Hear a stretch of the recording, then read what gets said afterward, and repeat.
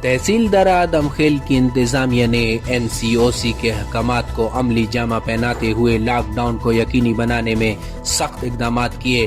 اس موقع پر ایشیائے خورد و نوش میں فروٹ، سبزی اور میڈیسن کی دکانوں کے علاوہ تمام مارکیٹس بند دکھائی دی۔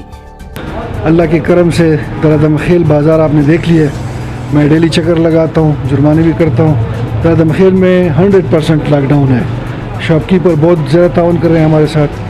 صرف سبزی اور کریانہ اور میڈیسن یہ دکانیں کھلی ہیں، باقی سب دکانیں بند ہیں۔ عوام کو بھی درخواست ہے، میں نے علماء کے ساتھ بھی میٹنگ کی ہے، ان کو بھی میں نے کہا ہے کہ لوگوں کو سمجھائیں کہ یہ عید میں کرونا SOP پہ عمل کریں تاکہ لوگوں کی جانیں محفوظ رہیں، بیماری سے بچیں۔